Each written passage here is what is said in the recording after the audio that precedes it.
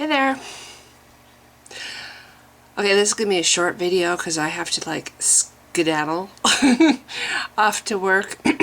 But it's just something that's been bothering me for a while, and I just figured I'd put it out there. Short story. This is a true story.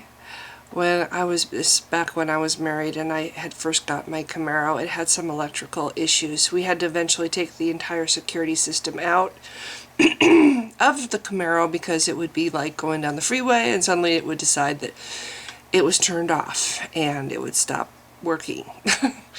And it was really awful. There's nothing wrong with the car, but the security system was basically telling the car that it was being broken into, and suddenly it would not turn on. It would turn off and you couldn't get it back on. So, long story short, we took it to a mechanic, and this was in Rapid City, South Dakota.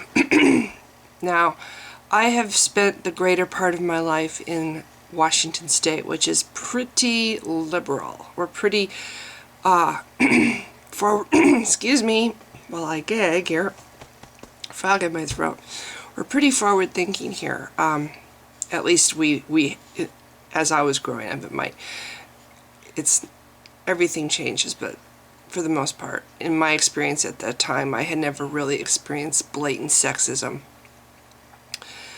until Rapid City, South Dakota. And it was my car. Actually, two things happened. Two things it was the same trip. My car broke down. We took it to a shop. And it delayed our coming back home by a day. We had to stay a day longer than we had wanted to because it took the shop a while to fix the car. It didn't even fix it.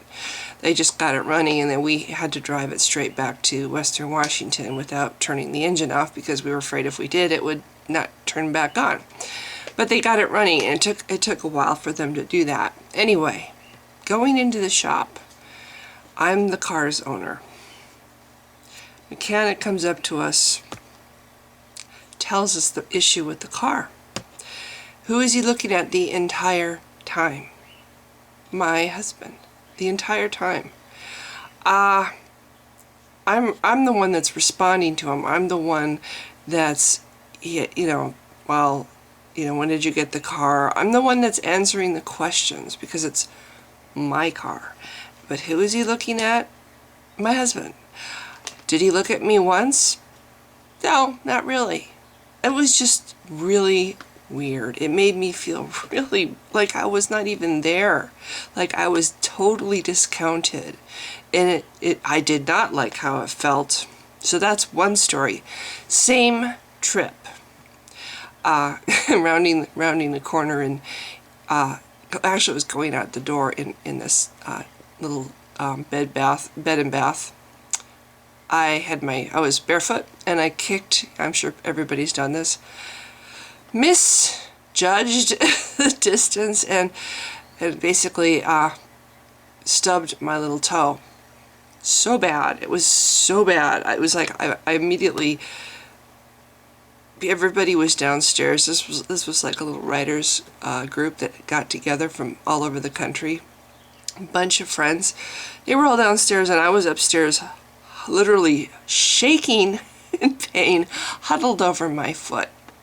Turns out it most likely was a sprain, but my entire side of my foot and the toe turned dark, and it swelled up. It was very painful, and it didn't just go away. It was a serious bad thing. It was I've stubbed my toe before where it's changed color, but that's probably the worst, and I still think to this day I broke it. But it's so hard to tell with a stupid little toe. Anyway, getting to the point. Again, trying to go to the hospital. I'm the one that's injured. I pull out my insurance card.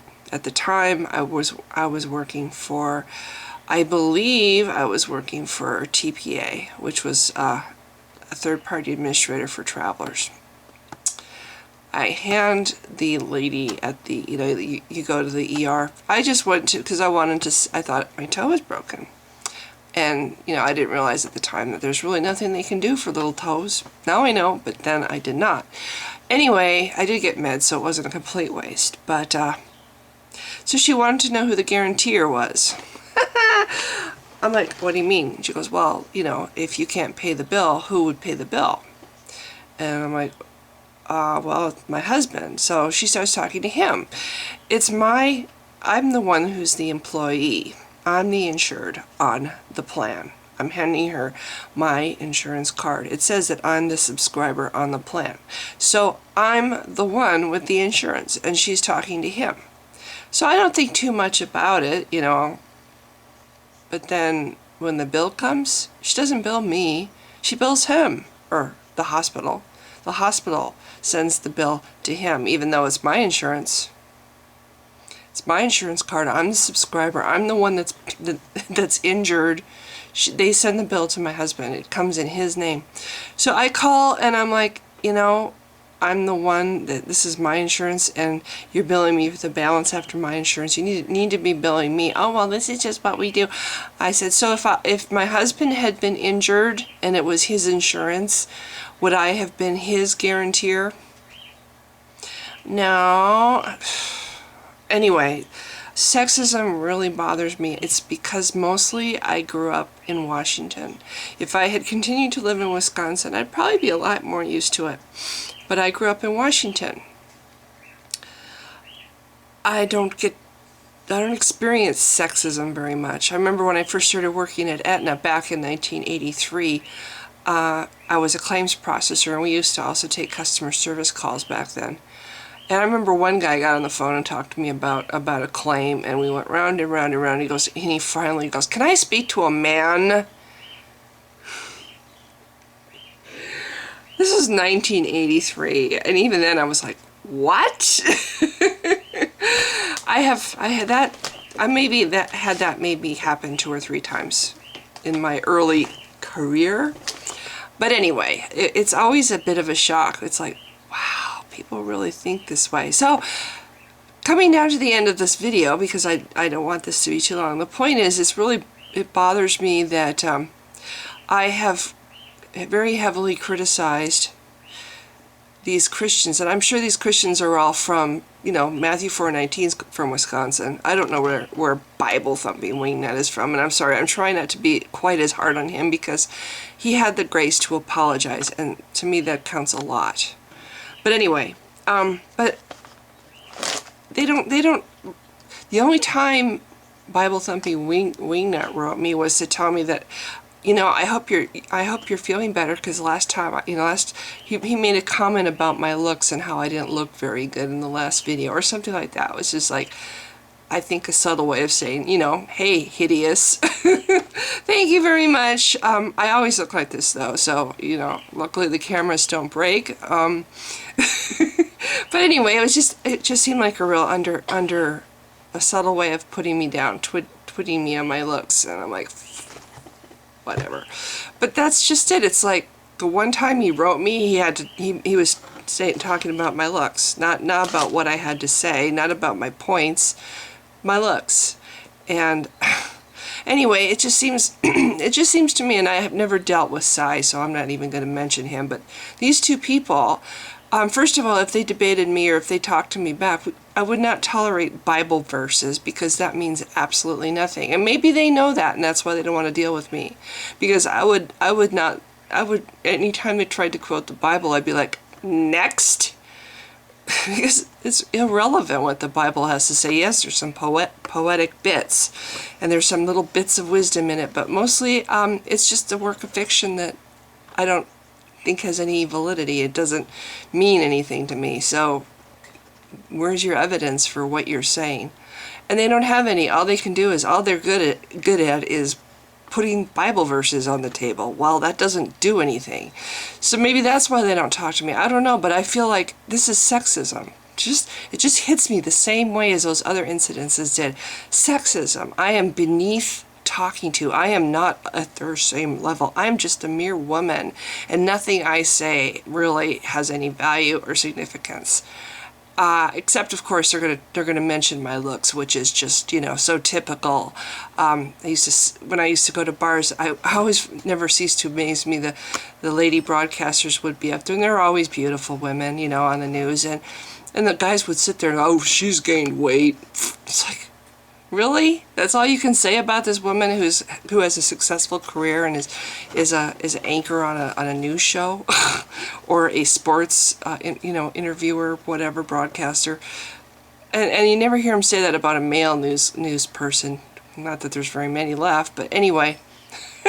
It's just all about looks, and it's like, you know, there's more to women. We do have brains. We do devote a lot of time thinking, just like men do, and you know, a woman can say to a man, "You're wrong," and honestly, an intellectual back and forth is kind of nice and stimulating, and I just get frustrated when I feel like I'm talking to nothing. I put stuff out, they never reply. It's like I don't even exist.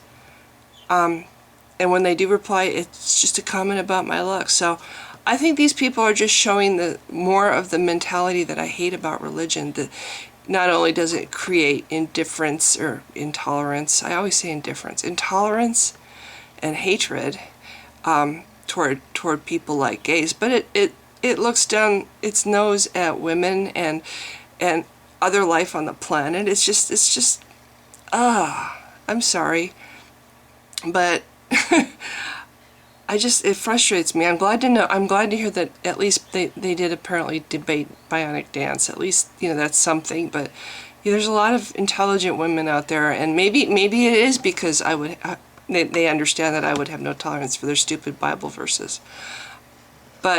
And they would actually have to use their brains to debate me. Maybe that's the reason they don't. I don't know. But it gets frustrating for me. I feel like, you know, the little fly in the web, the little guy who's turning into a fly and he's in the web and he's like, help me, and nobody hears him.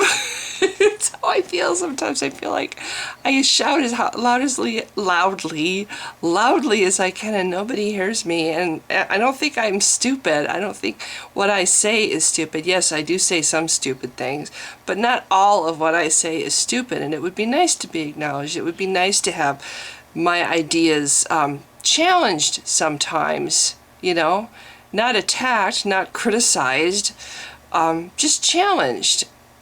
You know, well, criticize, I guess, is the same as challenge, but no, because I think it's because I'm a woman. When they make videos, it's about other men. It's about male atheists. You know, those are the threats to them. We women, we're nothing.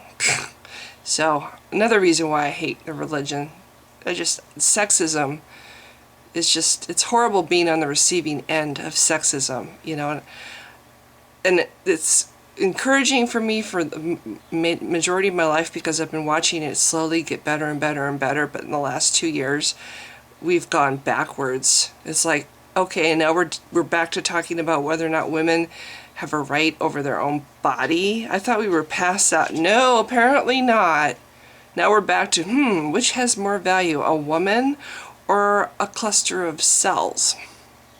So anyway, I have to end this because I really do need to go to work, but that's my frustration and I wanted to make a video about it. So if you've been watching, thanks. Bye.